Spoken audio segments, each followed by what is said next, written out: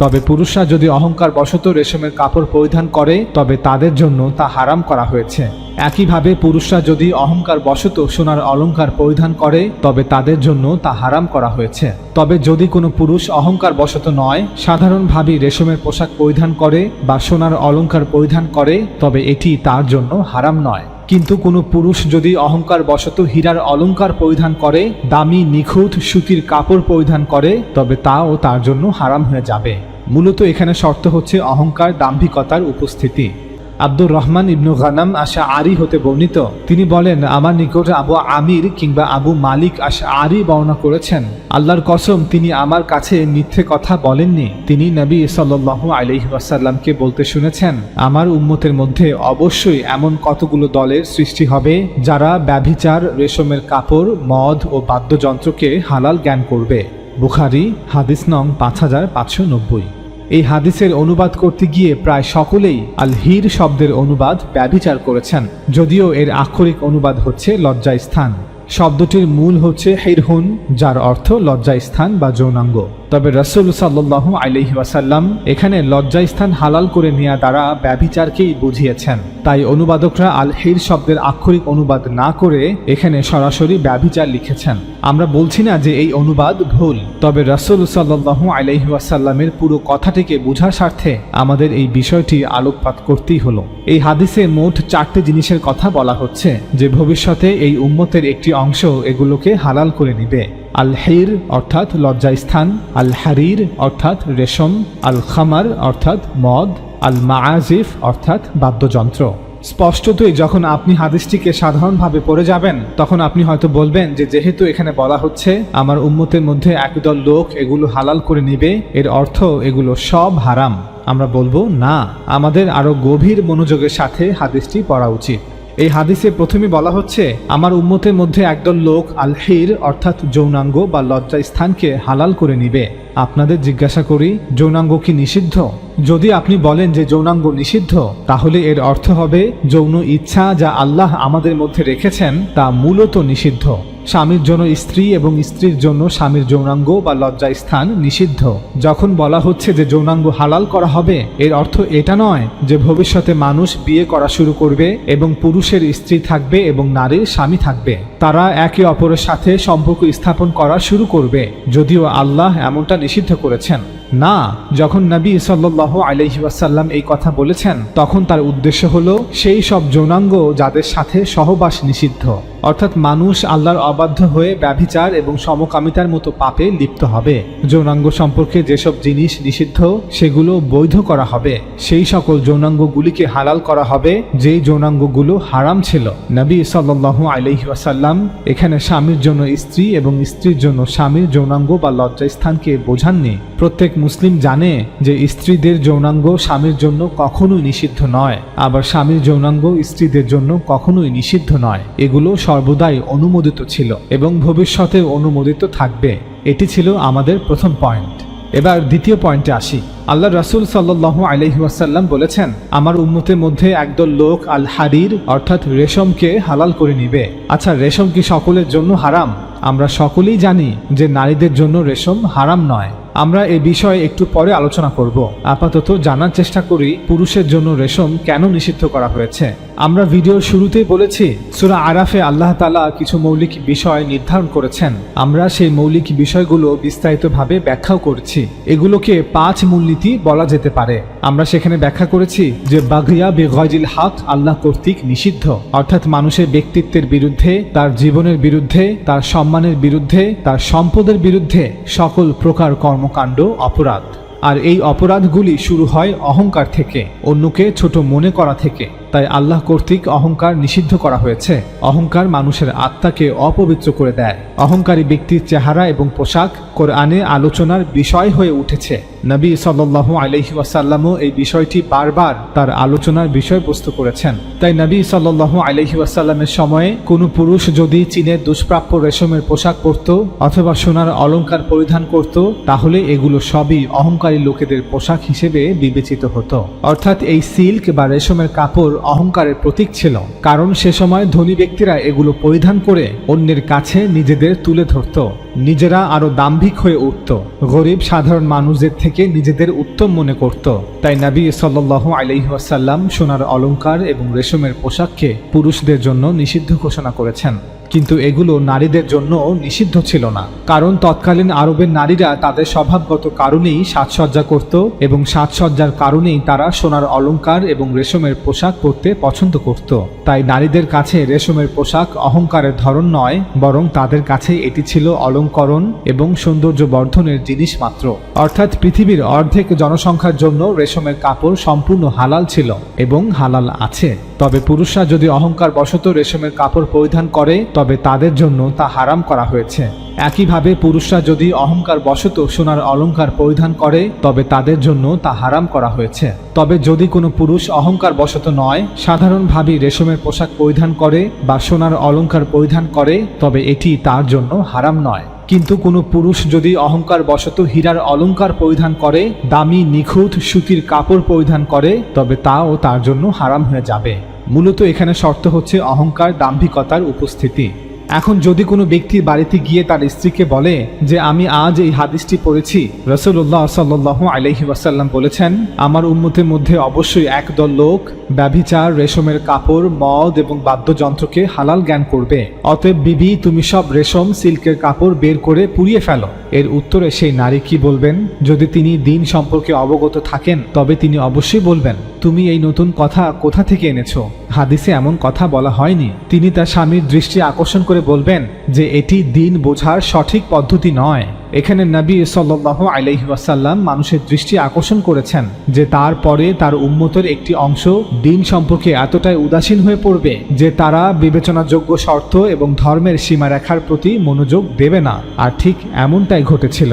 আপনি উমাইয়া এবং আব্বাসীয় শাসন আমল হতে ওসমানীয় শাসন আমলের ইতিহাস পর্যালোচনা করুন, দেখবেন সে সময় ধনী মুসলমানদের একটি অংশ দিন সম্পর্কে এতটাই উদাসীন হয়ে পড়েছিল যে তারা ইসলামের মূল নীতির অনেক শর্ত এবং ধর্মের সীমারেখার প্রতি মনোযোগ না দিয়ে সম্পদ, অলংকার, পোশাক, মদ্যপান আর নারী নিয়েই ব্যস্ত ছিল। অর্থাৎ রাসূল সাল্লাল্লাহু আলাইহি ওয়াসাল্লামের এই কথা 100 বছরের মধ্যেই বাস্তবে পরিণত হয়েছিল।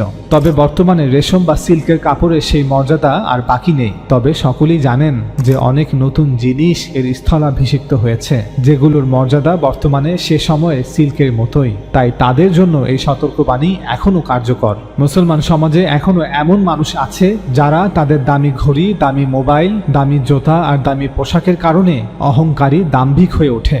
এবার তৃতীয় পয়েন্টে আসি। আল্লাহ রাসূল সাল্লাল্লাহু আলাইহি ওয়াসাল্লাম বলেছেন আমার উম্মতের মধ্যে একদল লোক আল খামার অর্থাৎ মদ্যপানকে হালাল করে নিবে।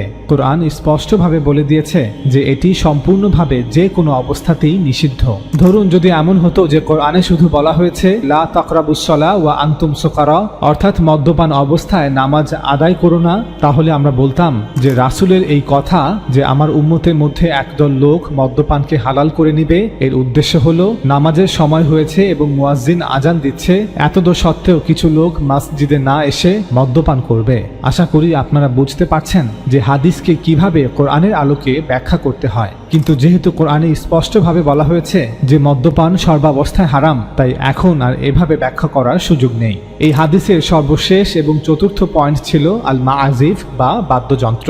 আল্লাহ রাসূল সাল্লাল্লাহু আলাইহি ওয়াসাল্লাম বলেছেন আমার উম্মতের মধ্যে একদল লোক আল মাআজিফ অর্থাৎ বাদ্যযন্ত্রকে হালাল করে নিবে। এর অর্থ হলো বাদ্যযন্ত্রকে এমন সকল গানেও ব্যবহার করা হবে যা শিরক এবং অশ্লীলতাকে সমর্থন দিচ্ছে। এটা কি সত্য নয় যে অতীত এবং বর্তমানে বাদ্যযন্ত্র ব্যাপকভাবে এই উদ্দেশ্যে ব্যবহৃত হচ্ছে?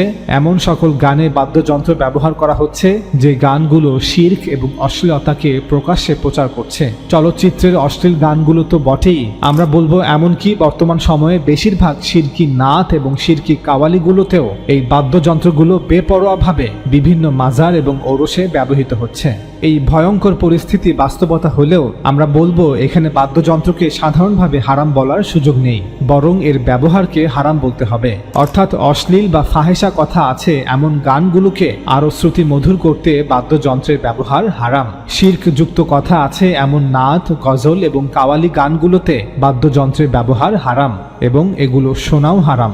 এই হাদিসটিকে ভালো করে লক্ষ্য করলে দেখবেন যে এখানে একটি ফাহেসা আসরের পূর্ণ চিত্র আমাদের সামনে তুলে ধরা হয়েছে, যে রাতের আসরগুলোতে বাদ্যযন্ত্রের তালে তালে নারীরা ফাহেসা গান গাইছে আর নৃত্য করছে, আর একদল চরিত্রহীন সম্পদশালী লোক রেশমের পোশাক পরিহিত অবস্থায় মদ্যপান করছে। অতঃপর আসর শেষে তারা সেই নারীদের সাথে জিনা ও ব্যভিচারে লিপ্ত হচ্ছে।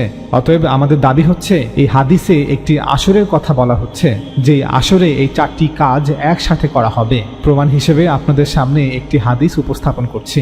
সেই একই সাহাবী আবু মালিক আল আশআরী রাদিয়াল্লাহু তাআলা আনহু থেকে বর্ণিত, তিনি বলেন, রাসূলুল্লাহ সাল্লাল্লাহু আলাইহি ওয়াসাল্লাম বলেছেন, আমার উম্মতের কতক লোক মদের ভিন্নতর নামকরণ করে তা পান করবে, আর মদ্যপান অবস্থায় তাদের সামনে বাদ্য বাজনা চলবে এবং গায়িকা নারীরা গীত পরিবেশন করবে। আল্লাহ তাআলা এদেরকে মাটির নিচে ধসিয়ে দিবেন এবং তাদের কতককে বানর ও শূকরে রূপান্তরিত করবেন।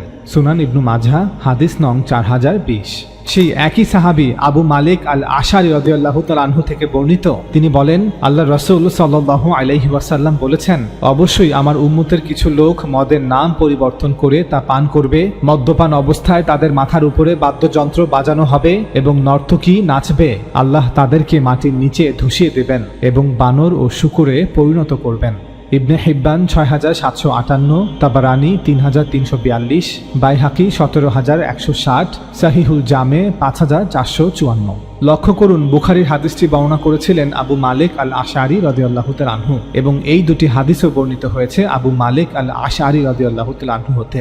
অর্থাৎ রাসূল সাল্লাল্লাহু আলাইহি ওয়াসাল্লাম হয়তো একটি আসরের কথাই বলেছিলেন, যেখানে মদ্যপান হবে, গান বাজনা হবে, নারীদের নৃত্য হবে এবং তা শেষ হবে ব্যভিচারের মাধ্যমে। হয়তো আবু মালিক আল আশআরী রাদিয়াল্লাহু তাআলা আনহুও এই আসরের কথাই বলেছিলেন, কিন্তু বর্ণনাকারীদের মধ্যে কেউ কেউ এই হাদিসটিকে যথাযথভাবে মনে রাখতে না পেরে এই চারটি জিনিসকে আলাদাভাবে বর্ণনা করেছেন। আশা করি আমরা প্রমাণ করতে পেরেছি যে হাদিসটিতে একটি আসরের কথা বলা হচ্ছে, যেখানে এই চারটি কাজ একসাথে করা হবে। আপনি উমাইয়া শাসনামল হতে আব্বাসীয় শাসনামলের ইতিহাস পর্যালোচনা করুন, দেখবেন সে সময় মুসলিম রাজবংশ এবং ধনী মুসলমানদের একটি অংশ, যারা দিন সম্পর্কে ছিল উদাসীন, তারা ইসলামের মূল নীতির অনেক শর্ত এবং ধর্মের সীমারেখার প্রতি মনোযোগ না দিয়ে সম্পদ, অলংকার, পোশাক, মদ্যপান আর নারী নিয়েই ব্যস্ত ছিল।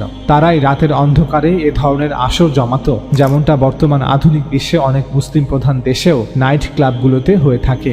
নাইট ক্লাবগুলোতে এগুলোরই উলঙ্গ উপস্থাপন হয়ে থাকে। দামি পোশাক, মদ, মিউজিক, অশ্লীল নৃত্য, নারী এবং জিনা, ব্যভিচার। সুতরাং এই হাদিসে বাদ্যযন্ত্রের নিন্দা করা হয়নি, বরং এখানে একটা আসরের বিবরণ দেয়া হয়েছে। বুখারীর সবচেয়ে প্রসিদ্ধ ব্যাখ্যা গ্রন্থ ফাথুল বারীতে ইবনু আরাবী থেকে ইবনে হাজার আল আসকালানী উল্লেখ করেছেন যে এই হাদিসে ইস্তেহলাল অর্থ ইস্তেরসাল, ইস্তেরসাল অর্থ অতিরিক্ত করা। মদ, রেশম, যৌনতা ও গান বাদ্যে মজে থাকা। মদ, গাঁজা, ড্রাগস, অবাধ যৌনতা এবং হারাম বিনোদনে গান ও বাদ্যযন্ত্র ব্যবহার করা হলে সেই গান ও বাদ্যযন্ত্র হারাম বলে বিবেচিত হবেই। অর্থাৎ গান বাজনা যখন নেশা ও যৌনতার ন্যায় হারাম কাজে সহায়ক উপকরণ হিসেবে ব্যবহার করা হবে, তখনই এই শর্তযুক্ত পরিস্থিতিতে বাদ্যযন্ত্র নিন্দার আওতায় আসবে। একবিংশ শতাব্দীর বিখ্যাত মিশরীয় আলেম ইউসুফ আল কারদাভি বুখারীর এই হাদিসটি উল্লেখ করে বলেন, হাদিসটি এমন একদল মানুষ সম্পর্কে কথা বলছে যারা নিজেদেরকে বিলাসিতা, মদ্যপান এবং গান বাজনায় মত্ত রাখে। চলুন এবার বুখারীর এই হাদিসটির বাকি অংশটুকু আপনাদের পড়ে শোনাই। তেমনি অনেক দল হবে যারা পাহাড়ের ধারে বসবাস করবে। বিকালবেলায় যখন তারা পশুপাল নিয়ে ফিরবে, তখন তাদের নিকট কোনো অভাব নিয়ে ফকির আসলে তারা বলবে, আগামী দিন সকালে তুমি আমাদের নিকট এসো। এদিকে রাতের অন্ধকারেই আল্লাহ তাদের ধ্বংস করে দেবেন, পর্বতটি ধসিয়ে দেবেন, আর বাকি লোকদেরকে তিনি কিয়ামতের দিন পর্যন্ত বানর ও শূকর বানিয়ে রাখবেন। এখন আপনারাই বলুন, ফকিরকে ভিক্ষা দেয়া তো মুস্তাহাব, মুস্তাহাব ত্যাগ করা কি হারাম? মুস্তাহাব ত্যাগ করা কি গুনাহ বা অপরাধ? তাছাড়া ফকিরকে ভিক্ষা দিবে না এমনও তো তারা বলেনি, বলেছে আগামীকাল আসতে। সুতরাং এই হাদিসে যেই দুটি দলের কথা বলা হয়েছে, তারা উভয়ই দুনিয়াবি আসক্তি, খায়সাতের পূজা ও নেক কাজে গাফিলতির ব্যাপারে চূড়ান্ত মাত্রায় পৌঁছাবে। প্রথম দল মদ, নারী, রেশম ও গান বাজনায় মেতে থাকবে, আর দ্বিতীয় দল যারা ভেড়ার পালের মালিক, যারা অঢেল সম্পদধারী হওয়া সত্ত্বেও দুস্থ অভাবীদের সাহায্য করার ক্ষেত্রে গড়িমসি করবে, আর তাদের এই অবস্থার কারণেই আল্লাহর শাস্তি আসবে।